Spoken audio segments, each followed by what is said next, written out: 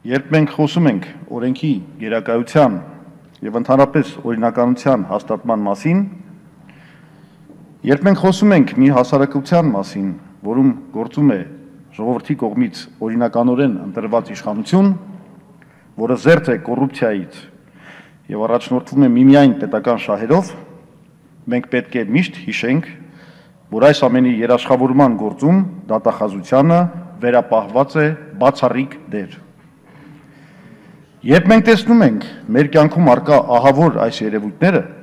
ինչպիսիք են ընտրակեղծարարությունը, իշխանության յուրացումը եւ չարաշահումը, տնտեսության մենաշնորհացումը եւ կոռուպցիան, մենք միշտ պետք է հիշենք, որ այդ ամենի դեմ պայքարը դատարկ խոսքեր չեն, եւ որ այդ պայքարի համար մեր սահմանադրությունը գլխավոր դերը վերապահել է դատախազությանը։ Բնական է, որ դատախազության գործառույթների իրականացման գործում առանցքային դերը պատկանում է գլխավոր դատախազին։ Մեր սահմանադրությունը եւ օրենքները նախատեսում են բոլոր անհրաժեշտ միջոցները Հայաստանում անօրինականություններին վերջ տալու համար։ Սահմանադրության 103 հոդվածի համաձայն դատախազությանն է պատկանում նման չարաշահումների դեպքում քրեական հետապնդում հարուցելու բացառիկ լիազորությունը եւ պարտավորությունը։ Խոսքը հենց պարտավորության մասին է, եւ պատահական չէ, որ քրեական դատավարության օրենսգրքի 175-րդ հոդվածը սահմանում է պարտավորություն հարուցելու քրեական գործ դրա համար անհրաժեշտ հիմքերի եւ առիթների առկայության դեպքում։ 176 հոդվածը ի թիվս քրեական գործ հարուցելու համար այլ առիթների նշում է լրատվամիջոցների հաղորդումները։ Եվ ես ուղղակի զարմացած եմ իմ հարցադրմանը ձեր պատասխանին, պարոն Կոստանյան, ձեր հղումը 177-րդ հոդվածին, որը կարգավորում է ֆիզիկական անձանց հաղորդումները, որևէ կապ չունի իմ բարձրացված հարցադրման հետ։ Իմ հարցադրման հետ կապ չունի իմ հարցադրման հետ կապ ունի միայն լրատվության միջոցների հաղորդումները կարգավորող 179-րդ հոդվածը, որը սակայն որևէ կերպ չի ազդում 175 եւ 176 հոդվածների իմ կողմից բերված մեկնաբանությունների վրա։ Պարոն Կոստանյան, մամուլը ուղղակի հեղեղված է ժողովրդի եւ մեր պետության գործունեության համար ամենակարևոր բնագավառներում չարաշահումների մասին տեղեկություններով։ Ես ոչ մի առիթ կամ հիմք չունեմ կասկածելու ոչ ձեր կրթության, ոչ ձեր համարձակության կամ վճռականության, ոչ էլ ձեր ինտելեկտուալ կարողությունների վրա։ Ուրեմն պետք է լինի ինչ-որ պատճառ,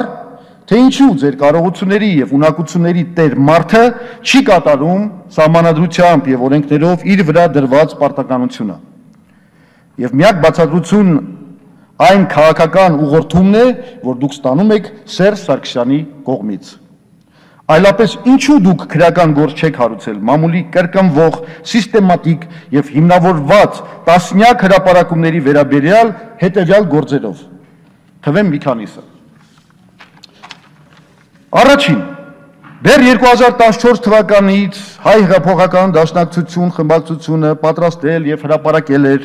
Նայիրիտի շուրջ ստեղծված իրավիճակի վերաբերյալ մի տեղեկանք, որից հետևում է, որ կառավարության կողմից հովանավորվող չարաշահումների արդյունքում հափշտակվել են տասնյակ միլիոնավոր դոլարներ, ինչի պատճառով խափանվել են գործարանի վերագործարկման ծրագրերը եւ ամիսներ շարունակ չեն վճարվում Նայիրիտի աշխատակիցների աշխատավարձերը։ Ուր է ձեր արձագանքը։ Երկրորդ, հանրային ծառայությունները կարգավորող հանձնաժողով ներկայացվել է էլեկտրաէներգիայի սակագինը 18 դրամով թանկացնելու հայտ, որի հիմնական պատճառը համաձայն մամուլի բազմաթիվ հրապարակումների կապված է Հայաստանի էլեկտրական ցանցեր ընկերությունում տարիներ շարունակ տեղի ունեցող չարաշահումների, չհիմնավորված կորուստների եւ շռայլությունների հետ եւ դրանց հետևանքով առաջացած 250 միլիոն դոլարի չափով պարտքը ժողովրդի ուսերին բեռնելու ծրագրի հետ։ Մի օրինակ բերեմ ձեզ, ուղղակի որ ժամանակ չկա։ Ուրեմն հայտում ներկայացրել են 3 միլիարդ 600 միլիոն դրամի հետ կապված մի ծախս, որը կոչվում է ցեմենտի գնում, որում ուրեմն մի կիլոն, չափման միավորը մի կիլո է, 57,000 դրամով են ուզում առնել։ Ուրեմն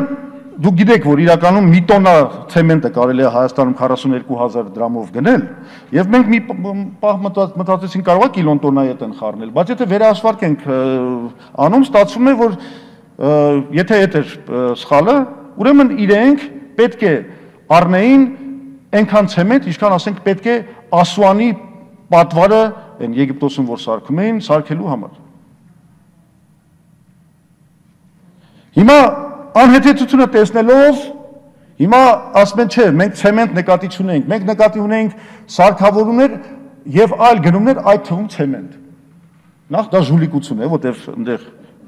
թիվը հայտնվել է բազմապատկման միջոցով, եւ երկրորդը, եթե 8 միլիարդ ներկայացված ծախսի մեջ դու 3.6-ը դնում ես առանց որևէ բացատրության, մինչդեռ մնացած բաները բացատրել ես, արդեն պարզ է, որ մեքենայության մասին է խոսքը։ Եվ ինչու այդ դեպքում դուք չեք ուղարկում քննչական խումբ բարձելու համար ինչ է այնտեղ կատարվում, ինչն է ձեզ պահում։ Երրորդը, ինչու քրեական գործ չեք հարուցում ազգային ժողովի գազի ժամանակավոր հանձնաժողովի հրապարակված եզրակացության մեջ տեղ գտած այդ բնագավառի չարաշահումների մասին տեղեկությունների առիթով, որը ինչպես պարզվում է պարտավոր էիք անել, անկախ նրանից թե այդ եզրակացությունը ԱԺ-ից ուղարկվել է դատախազություն, թե ոչ։ Իդեպ ես ցանկանում եմ նաև հայտարարել, որ այն քվեարկությունը, որ տեղի ունեցավ այսօր առավոտյանը այս դահլիճում, եւս մեկ անգամ ցույց տվեց, որ այո, հենց հանրապետական մեծամասնությունը իր վրա վերցնում է այդ գործերի կոծկելու պատասխանատվությունը։ Դուք այսօր այդպես վարվեցիք, ինչն էր ձեզ խանգարում քվեարկել, որ դա գնար դատախազություն։ Չորրորդ, կոռուպցիայի մասին Հայ ազգային կոնգրեսի հարցապնդման մեջ մենք բարձրացրել ենք ԴՀԿ-ի ծառայության պետի կողմից պետական բյուջեի միջոցներով հենց իրեն պատկանող մասնավոր ընկերության մեքենաներ գնելու մասին տեղեկությունները, որը եւս կոռուպցիայի ակնհայտ դրսևորում է, նորից ոչ մի արձագանք դատախազության կողմից։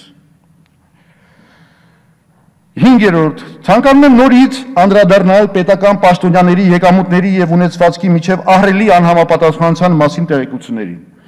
Ինչու է Հայաստանում ստեղծվել էթիկայի հանձնաժողով եւ օրենքը պարտադրում է բոլոր պաշտոնյաներին ամեն տարի լրացնել իրենց եկամուտների եւ ունեցվածքների մասին հայտարարությունները։ Այդ օրենքի միակ իմաստն այն է, որ եթե շնորհիվ այդ հայտարարագրերի որևէ պաշտոնյայի մոտ արձանագրվում է իր եկամուտների եւ ունեցվածքի չափի միջև ակնհայտ, անբացատրելի տարբերություն, ապա դրանով անմիջապես զբաղվեն պատկան մարմինները։ Եվ ես չեմ ասում, ինչպես դուք այստեղ փորձեցիք ներկայացնել, որ նման անհամապատասխանությունը մենք ինքնին հանցագործություն ենք համարում։ Ամենևին ոչ։ Եթե այդ անհամապատասխանությունը կամ տարբերությունը բացատրվում է օրինական կամ հայտարարագրված աղբյուրներից ձեռք բերված ունեցվածքով, որևէ խնդիր լինել չի կարող։ Խոսքը հենց այն ճեղքվածքի մասին է, որը որևէ օրինական եւ հայտարարագրված աղբյուրով չի բացատրվում։ Այդ դեպքում դատախազությունը պարտավոր է արձագանքել, առավել եւս, որ դրա մասին եղել են պաշտոնական դիմումներ դատախազություն, ինչպես դա եղավ Տարոն Մարգարյանի դեպքում։ Գնացեք պարզեք, հետո հասարակությանը ներկայացրեք, որ քրեական գործ հարուցելու հիմք չկա, քանի որ հետաքննությունը պարզել է պաշտոնյայի բոլոր հարստությունների օրինական հիմքը։ Հանգստացրեք հասարակությանը, մենք էլ համարենք, որ գործը հարցը լուծված է եւ անցնենք առաջ։ 6-րդ, ընտրակեղծարարության մասին։ Հավաստիացնում եմ ձեզ, որ եթե ամենահզոր դեմոկրատական ավանդույթներ ունեցող երկրում, ինչպիսին է օրինակ Միացյալ Նահանգները, դատախազությունը եւ այլ իրավապահ մարմիններ քրեորեն չհետապնդեն իշխող կամ որևէ քաղաքական ուժի կողմից ընտրակաշառքի մասսայական բաժանումը, ապա նույնիսկ այդ երկրում ընտրություններում կհաղթեր այն ուժը, որ հսկայական միջոցներ կուղեր քաղաքական հայացքներ եւ պինդ սկզբունքներ չունեցող զանգվածների մասսայական կաշառմանը եւ իշխող ուժի օգտին քվեարկելու պարտադրանքին։ Միայն ձեր խիստ եւ վճռական գործողությունները ընտրակեղծարարության դեմ բավարար կլինեին, որ Հայաստանում իսպառ բացառվեր ընտրակաշառքը։ Այս ամենը կարելի է շարունակել։ Ցավոք սրտի, դուք այս հարցերի պատասխանը չունեք։ Իրականում դուք ոչ թե պետք է սպասեիք ինչ որ պաշտոնական դիմումների կամ ֆորմալ առիթների, այլ դեմոկրատական երկրներում դատախազությունը պետք է լինի նախաձեռնող եւ պետք է լինի բոլոր չարաշահումների բացահայտման առաջատ մարտիկը։ Սա մի բան է, որ դուք ցավոք սրտի անել չեք կարող եւ նման դեպքում արդեն մեզ համար կարևոր չէ ոչ ձեր կրթությունը, ոչ ձեր համարձակությունը, ոչ էլ ինտելեկտուալ կարողությունները։ Եվ գալիս ենք բախվում նույն խնդրին, որ երկիրը ճիշտ ճանապարհի վրա դնելու միակ ուղին Սկզբից պետք է ասվեր այդ